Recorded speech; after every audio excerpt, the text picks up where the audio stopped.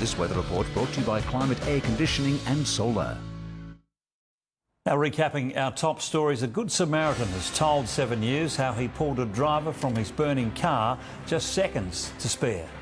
A jury has found Paul Mararoa not guilty of murder but guilty of manslaughter in the cold case shooting death of Aldinga man Robert Sebekas. And a perfect storm has city pubs, restaurants and retailers bracing for one of their busiest nights of the year.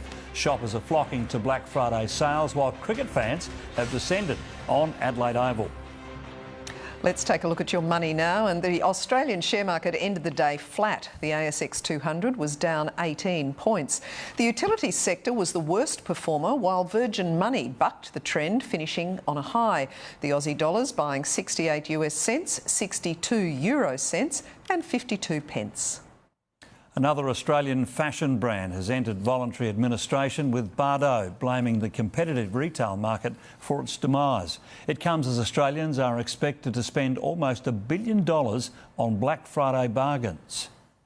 As shoppers got set for one of the biggest days of the year. Crazy today. Ever since we opened, it's been really busy. Women's retailer Bardot announced its collapse. I work for Bardot, so I found out yesterday. I was devastated. The CEO of the fast fashion chain described the Australian market as highly cluttered and increasingly discount-driven. One would hope that they'll be able to pull themselves through, perhaps close some stores that are unprofitable and continue trading. But if today's Black Friday sales are anything to go by, retail isn't dead. There'll be no rest for retailers once Black Friday is over, because pre-Christmas sales are already in full swing. It's estimated Australians will spend close to $53 billion before Christmas Eve.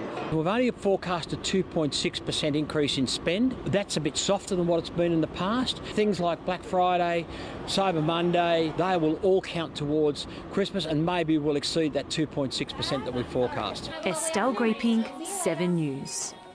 Have to wait and see. Now it's time for the weather with Gertie, and it's a brisk night down at the Oval, but it looks like plenty of cricket fans are settling in. Certainly are, Jane. The chill doesn't seem to be bothering the crowd too much, and I think a few people who just snuck into work are more than making up for lost time. It's certainly bustling at the back of the members area, but now that play has resumed, the crowd's thinned out a little, though some won't budge from the village green, that's for sure.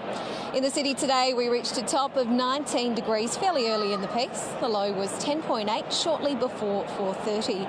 Rain was pretty patchy, with exposed coastal areas copping the brunt of the wet weather. Edithburgh notched up around 8 millimetres. Closer to home, High Marsh Island had 6.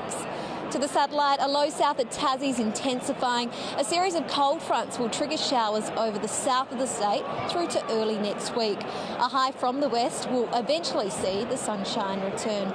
Interstate tomorrow, showers for Melbourne too. 18's the top. A possible storm in Sydney. 33 for Brizzy. Back home, morning dust, then looking sunny in Coober Pedy. 28's the top for Maree. Thunder's possible about the southeast, with early showers likely over the southern agricultural area. A mild top of just 16 is on the way for Mount Gambier, 19 for Kings Coast and Victor Harbour, 18 for Nuruyutpa, 23 for Renmark, 21 for Port Pirie and 20 for Port Lincoln. On metro waters, south to southwesterly winds will reach 20 knots with seas to 1.5 metres. There's some swell around, but poor winds will ruin most locations except the wind-protected breaks. In the city, down to 10 degrees overnight. 19's the forecast top with a possible morning shower. 19 on Sunday too, with a high chance of showers. Rain's also possible Monday morning, warming up slightly to 20 on Tuesday, 25 for Thursday, then up to 28 Friday. So the back half of next week isn't looking too bad at all. Pity about this weekend though, guys.